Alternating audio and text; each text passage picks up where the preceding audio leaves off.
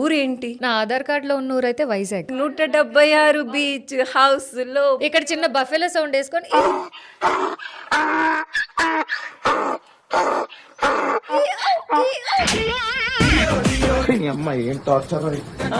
వెనకాల నుంచి బాగా వేస్తున్నారుగా. ముందు నుంచి కూడా ట్రై చేస్తాను. మంచి కట్ మార్కెటింగ్ అంత చదివి నువ్వు అసలు ఈ ఫీల్డ్ లోకి ఎందుకు రావాలనిపించింది అశు? నాకు ఈ ఫీల్డ్ అంటే ఇష్టం. ఇష్టం అంటే అసలు నీకు ఒక నిమిషం నా బాయ్ ఫ్రెండ్ ఫోన్ చేస్తున్నాడు. అయ్యా కొన్ని వేల మంది అశు అంటే ఫ్యాన్స్ పడి చేస్తున్నారు బయట తెలుసా? ఇవే తగ్గించుకుంటే మంచిది. వెళ్ళు. వచ్చిందని చెప్పొచ్చు. ఎవరైనా బిగ్ బాస్ కి వెళ్తే డబ్బులు వచ్చినాయి అంటారు, అశుకు బుద్ధి వచ్చిందంట. అండ్ అబ్బాయిలో ఆబ్వియస్లీ రాహుల్. నేను దీనికోసమే వెయిట్ చేస్తా. ఎన్నిసార్లు చేసి ఉండొచ్చు రాహుల్ తో? ఎన్నిసార్లు చేసి ఉండొచ్చా అంటే ట్రిప్స్ అయితే ఎక్కడికి వెళ్ళలేదు. మేబీ ఇక్కడిక్కడే ఎక్కువ హ్యాంగ్ అవుట్ అయ్యామంతే. ఫారెన్ కి కూడా వెళ్ళినట్టున్నారుగా రాహుల్ తో.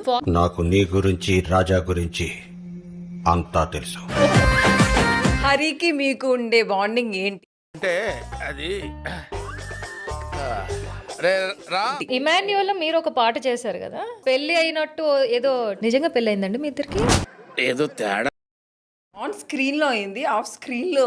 ఆఫ్ స్క్రీన్ మీరు లవ్ చేసుకున్నారా? ఆఫ్ స్క్రీన్ అది మా పర్సనల్ కదా. ఇది మా పర్సనల్ కదా. సరిపోయారు ఇద్దరును. అసలు ఫస్ట్ తనతో అంత కనెక్ట్ అవ్వడానికి ఫస్ట్ మూమెంట్ అదోలకే కనెక్ట్ అవుతారు కదా. ఏం ఈ పనుల్లో కనిపించలేదు. సిగ్గుపడకపోతే నేను హరి పేరు వినగా నాకేం సిగ్గేయట్లేదు. మీరు ఎందుకంత మీకు ఇమాన్యుల్ పేరు వింటే సిగ్గైనా దగ్గరనే వేస్తుంది, మాకెందుకు వేస్తుంది? నాకు గన్నెత్తారా కాల్చేసి అన్నమని జైలుకి వెళ్ళిపోతా. నాకు ఫస్ట్ బైక్ ఇవ్వగానే ఆఫ్ స్క్రీన్ తను మీతో ఏం మాట్లాడాడు అంటే ఆన్ స్క్రీన్ లో చూసాను నేను. ఆఫ్ స్క్రీన్ హరికో బ్యాడ్ హ్యాబిట్ ఉంది, ఏంటంటే కనబడి ఉండాలి చావదెంగడమే. ఎక్స్పెక్ట్ చేయడం. ఇప్పుడు వరకు ఆ బైక్ మీద ఒక్కసారి కూడా నేను ఎక్కలేదు తెలుసా. ఏమండో ఇది విన్నారా?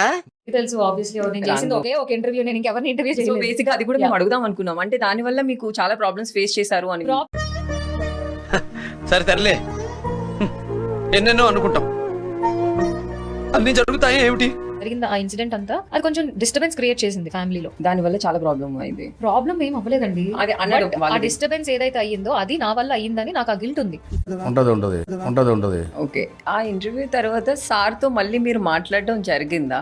ఆయనతో నాకేముందండి మాట్లాడడానికి. అంటే అదంతా అప్పుడండి, ఇప్పుడు నేను మారిపోయానండి. ఏం చేయడం లాట్ సార్, ఇంకా మేము వెళ్ళి రియాక్షన్ తీసుకుంటాం సార్.